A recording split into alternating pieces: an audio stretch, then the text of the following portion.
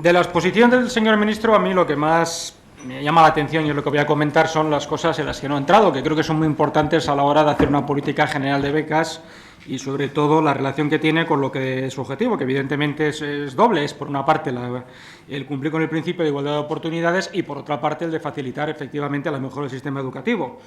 Y en este sentido, yo quiero ya comenzar esta pequeña reflexión partiendo también de un tópico que está muy extendido y que me parece que de alguna manera aletea un poco en varias de las cosas que el señor Ver ha dicho, y es esta idea de que en España la enseñanza universitaria, que es en la que me voy a centrar, es barata. Es barata y además se dan demasiadas facilidades. Es decir, que en España sacarse un título universitario es algo que está prácticamente regalado. Es un tipo de tópico que circula bastante, sobre todo en ambientes que se autotitulan de liberales, y que creo que realmente es profundamente equivocado y profundamente injusto. Vamos a ver, comencemos con que en España la enseñanza universitaria no es barata porque, para empezar, efectivamente la parte muy alta que pone el Estado del costo sale de los impuestos de los ciudadanos, cosa que también el señor ministro ha recordado. De manera que, al fin y al cabo, todos acabamos pagando lo que consumimos. El Estado no nos regala nada porque, además, no tiene nada que regalar, y esto me parece que es un punto de partida importante a la hora de ver las becas como lo que son, es decir, como un sistema para que efectivamente hacer efectivo el derecho a la educación, y no para presentarlo como una dádiva por parte de las administraciones o del Estado a los estudiantes. Y en esta línea me parece que es importante hacerse la reflexión de si el Gobierno, a través de la política de becas, está legitimado para introducir requisitos académicos extras para aquellos que, por sus problemas de renta, necesiten de una ayuda pública para cumplimentar su derecho a la educación. Y yo creo que no. Yo creo que el Gobierno no está legitimado para, vamos a decir, elevar más barreras de acceso al disfrute de una beca, una vez entendido lo que una beca es, como decíamos, que lo que establezca las propias reglas académicas, y que hay, cuando se incrementa el tipo de notas medias, pues para acceder a una beca, etcétera, más allá de la interpretación estadística, la que el señor ministro, dado que es un tema en el que se mueve como pez en el agua, pues nos ha hecho una interpretación. Más allá de eso, lo que está claro es que cuando ponemos un umbral de acceso para una beca que es distinto del umbral de acceso para pasar de curso o para matricularse en una asignatura, pues estamos introduciendo una discriminación puramente académica. Y yo creo que no es el Gobierno, como decía, quien tiene que hacer este tipo de discriminación en todo caso, sino en cualquier caso debería de ser la autoridad académica, que es a la que le corresponde. De manera que, digo, y además, una vez hecha esta reflexión, añadamos que usted no ha hecho ninguna alusión a dos problemas que a mí me parecen muy importantes para entender bien cuáles han de ser los objetivos de las becas. En primer lugar, el problema del que ha salido últimamente mucha información, el de la desigualdad territorial. Es decir, los accesos, mejor dicho, las subidas que ha habido en las tasas universitarias son, como he sabido, tremendamente diferentes por comunidades autónomas, pero las subidas medias han sido pues aproximadamente el 60%. Las universidades han tenido que ser las que administren estas subidas decididas por las comunidades autónomas dentro de la política del Gobierno de la reducción del déficit público. Con lo cual nos encontramos con que las familias en general se ven enfrentadas, vamos a decir, a una triple extracción. Por una parte, sus rentas salariales han disminuido una media del 5%, algo más del 5% en el año pasado. Ha subido además la presión fiscal, es decir, pagan más impuestos, pero es que además se encuentran con más dificultades a la hora de acceder a una beca porque se les piden requisitos académicos extras. De manera que lo que se está haciendo, por lo tanto, es elevar las barreras de acceso a la universidad, a través de la subida de tasas universitarias y matrículas, a través de la subida también de los, como digo, de los requisitos académicos para acceder al disfrute de una beca, y además, por supuesto, añadamos a esto el aumento de la presión fiscal y la disminución de las rentas familiares. Claro, fíjese, por ejemplo, que tampoco ha comentado el hecho de que, bueno, lo ha pasado usted de puntillas, en donde más se suben los umbrales de acceso académicos es a los másters. Bueno, vamos a ver, en el actual sistema académico español, que es en realidad el sistema de Bolonia, y a continuación diré algo más sobre esto, a lo que usted nos ha referido, creo que es de extraordinaria importancia académica. Como digo, lo que realmente da acceso al mercado laboral con un título universitario es tener un máster, sea habilitante o no. En algunos casos es además imprescindible porque sin un máster habilitante no se puede tener un título que permite el acceso al mercado laboral. Y en otros casos, sencillamente, porque el no tenerlo, el tener meramente un grado universitario, pues realmente es una titulación que tiene pocas ventajas desde el punto de vista de la competencia laboral. Y claro, el acceso a los máster es un requisito de tipo académico que no está nada mal. No solamente es un 6,5% para los másteres habilitantes, por cierto que, en fin, ahora no vamos a hablar de esto, pero algún día me gustaría hablar con usted de esta cuestión. Creo que tenemos másteres habilitantes verdaderamente demenciales en algunos campos laborales, por ejemplo, el de formación del profesorado, y uno para 7 no habilitantes. Claro, esto se ha traducido, junto con la subida de las tasas, que en el caso de los másteres ha sido en algunos casos realmente escandalosa, en una disminución del número de alumnos de los másteres que creo que se estima aproximadamente en el 5%. Eso significa ni más ni menos que va a haber un 5% menos de titulados universitarios con posibilidades reales de inserción laboral. Y, sin embargo, donde la política de becas que usted nos ha explicado es más exigente en el sentido de más cicatera, es decir, con más barreras de acceso, es precisamente en aquellas titulaciones que son las que efectivamente sí que prestan el acceso o den el acceso al mercado laboral. Y añadiría además que el sistema de Bolonia tiene una serie de requisitos que creo que nunca se han discutido en serio, que tienen mucho que ver con las propias características del modelo académico del sistema del espacio educativo superior europeo. Bueno, el sistema de Bolonia, como que todo el mundo sabe, sobre todo exige dos cosas. A los alumnos les exige una dedicación exclusiva. Para hacerlo bien, se entiende. Lo cual significa que si un país, como es el caso del nuestro, ha elegido el sistema de Bolonia, tiene, por lo tanto, que incrementar las ayudas oficiales porque no se va a poder, en fin, hacer seriamente si se pretende que los alumnos tengan que trabajar o buscar ingresos por otra vía para poder tener, como decía, una dedicación exclusiva a sus estudios. Y, por otra parte, necesita más recursos académicos. Hace falta más profesorado.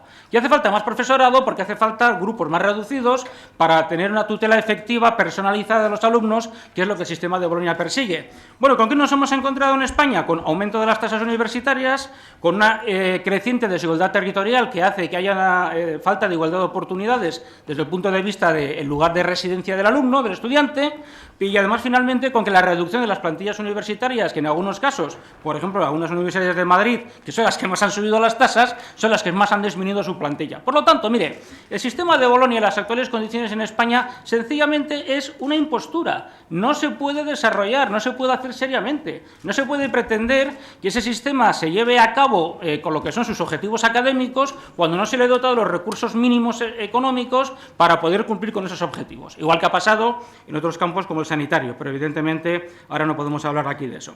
Lo que quiero decir es que al final nos encontramos con que la política de becas de su ministerio no tiene en cuenta para nada los requisitos del sistema de Bolonia, no tiene en cuenta para nada el problema cada vez más grave en España de la desigualdad de base territorial, porque además añadamos, como comentario de pasada, que las universidades más solicitadas, que son las que tienen mejores resultados en los rankings internacionales, coincide que son también algunas de las universidades que más han subido sus tasas, porque están en aquellas comunidades autónomas más endeudadas, como Madrid, Cataluña, Andalucía y alguna otra. En fin, miren, para ir acabando, porque este es un tema, desde luego, que necesita una reflexión larga, yo creo que, en contra de lo que usted ha dicho, el Estado está renunciando a lo que es su obligación, que es garantizar el principio de igualdad de oportunidades y además de desarrollo, y que además no tiene ninguna congruencia la política de becas con la política académica de la elección, como decía, del sistema de Bolonia. Y para finalizar del todo, lo malo es que además no solamente el Estado, en este caso el Gobierno, asume una misión que no le corresponde, en mi opinión, que es la de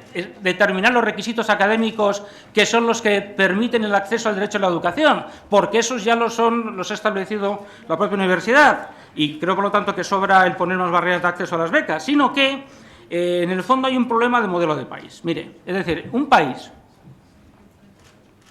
España, donde su ministerio hace extraordinarios esfuerzos por conseguir el Madrid olímpico, en fin, el objetivo de que se conceda a Madrid la celebración de las Olimpiadas para los años 2020, con lo que significa de incremento del gasto público, de la inversión pública que va a hacer falta en el caso de que ese objetivo se consiga, no cuantificado, pero que se ha estimado en algunos ambientes, creo que con bastante acierto, en unos 4.000 millones de euros aproximadamente. Estamos hablando de cifras de dinero que son superiores a la que se va a dedicar, según usted ha dicho, aunque a mí tampoco me salen las cuentas, espero que luego las precise mejor, dedicadas a las becas. Es decir, oiga, esto es una elección política y gobernar es elegir.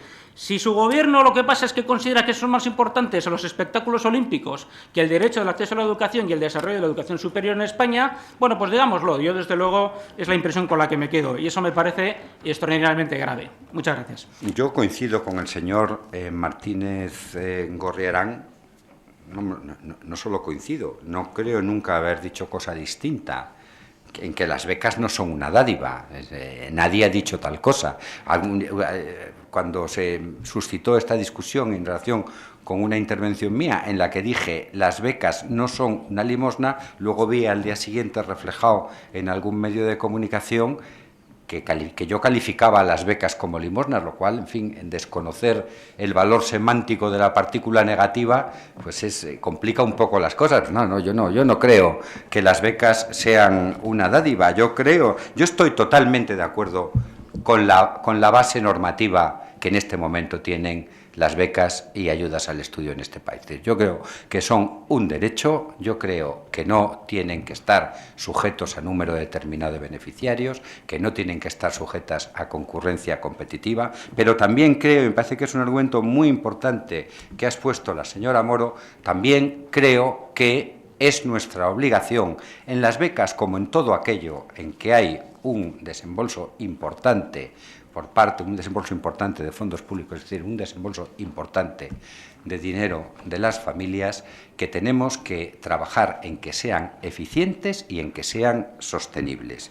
Y creo que a esas exigencias, lo he dicho en la primera intervención y lo reitero ahora, responde claramente el sistema que se ha diseñado. Tengo que discrepar, señor Martínez Gorriarán, y lo hago de una forma un tanto temeraria, porque discrepar de usted en estas cuestiones es exponerme a una contrarréplica muy aguda por su parte, con su juicio acerca de la condición que usted califica de discriminatoria, de que los requisitos para aprobar las asignaturas sean unos y para acceder a las becas sean otros, y sobre todo tengo que discrepar del juicio de su señoría de que ello es contrario a la equidad o que no es equitativo.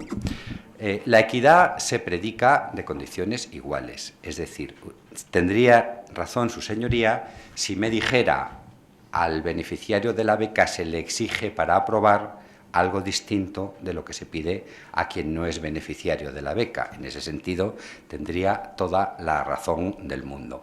Yo creo que todos somos partidarios de la equidad y todos somos partidarios de la igualdad, pero, como decía en un libro que estoy seguro que su señoría conoce, incluso que ha leído el libro sobre esta cuestión más reciente del Premio Nobel de Economía, Amartya Sen, una idea de la justicia, an idea of justice. Todo el mundo es partidario, así como el siglo XVIII, bueno, y en una parte del siglo XIX son el siglo de la libertad, la segunda parte del XIX, el siglo XX y el siglo XXI, o sea, el siglo de la igualdad. Todo el mundo es partidario de la igualdad, todo el mundo es partidario de la equidad, pero hay que hacer igualdad de qué y en qué. Y por eso yo creo que es muy importante que aquí distingamos, sobre todo que planteemos con rigor el hecho de que, siendo estas becas y estas ayudas un tipo de prestación que recibe el estudiante con los criterios, porque así se dice en la Ley 24/2005, con los criterios con los que se aplica el artículo 22 de la Ley de Subvenciones, el hecho de que no tengan que coincidir las exigencias académicas para aprobar o para pasar curso, incluso las normas de permanencia, son las que, insisto, el Ministerio no tiene ninguna competencia, ni el Ministerio ni la Administración General de Estado, son las universidades las que determinan, probablemente en España y en general en Europa, con menos diferencias internas que en otros países, particularmente que en los países anglosajones, es decir,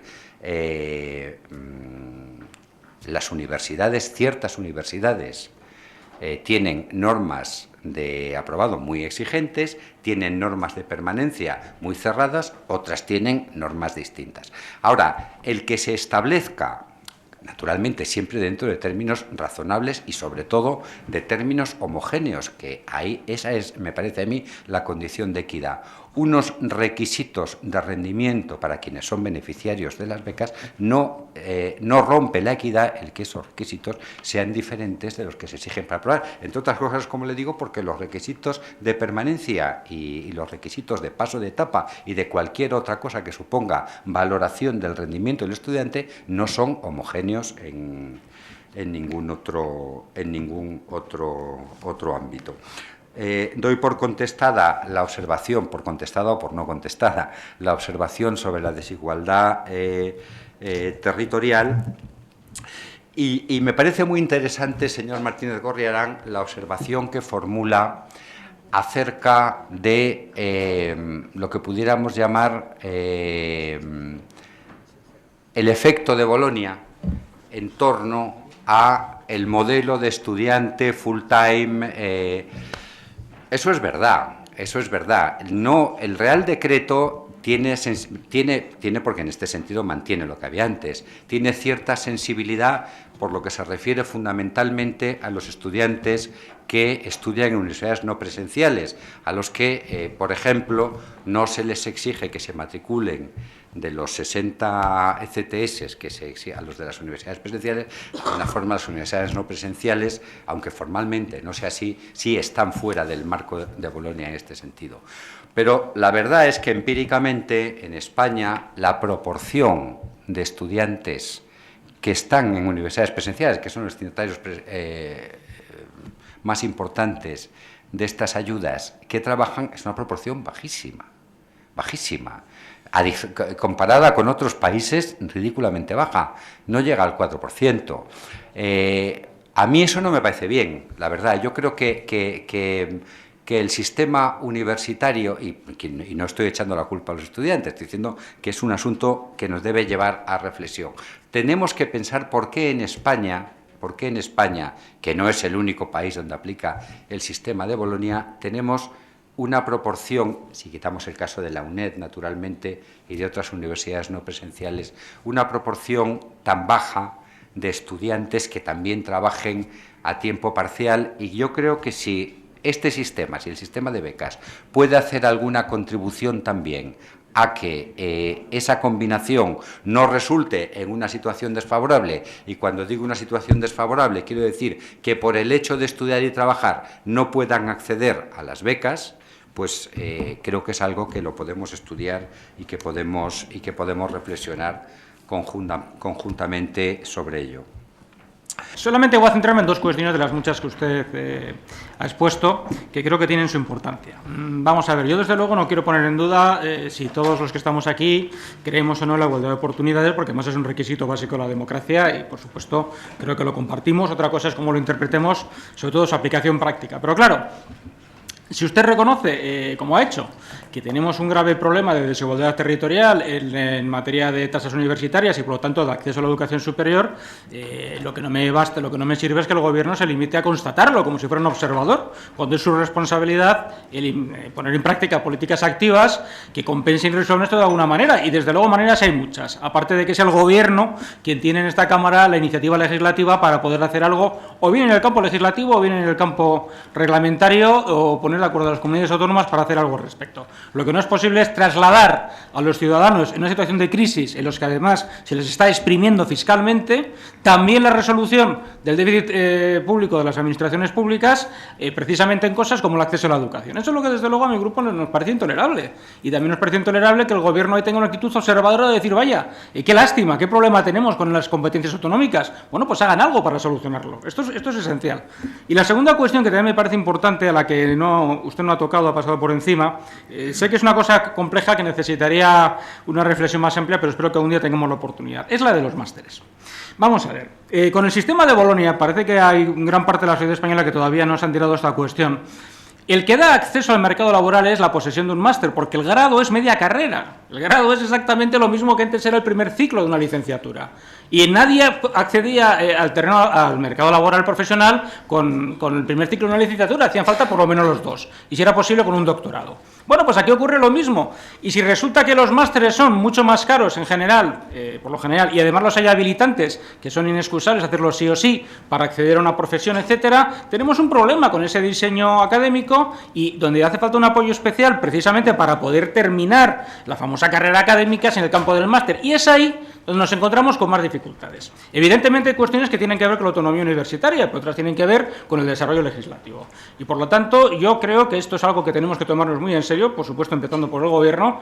Las becas para los másteres, en mi opinión, no pueden ser tan cicateras académicamente, que no es lo mismo que exigentes, que es una cosa distinta, ¿eh? Y lo que habría que hacer es un esfuerzo en este sentido, precisamente porque la igualdad de oportunidades nos exige que cualquier universitario debería de poder terminar y completar su formación profesional, es decir, tener un máster. Y para eso debería de haber muchas más ayudas y más accesibles de las que hay en la actualidad. Igual que habría que decirse a las universidades que lo que no se puede hacer es inventarse máster de precios estratosféricos, pero esta es otra cuestión. Y quiero llamar su atención sobre estas dos cuestiones porque creo que tienen una enorme importancia. Muchas gracias.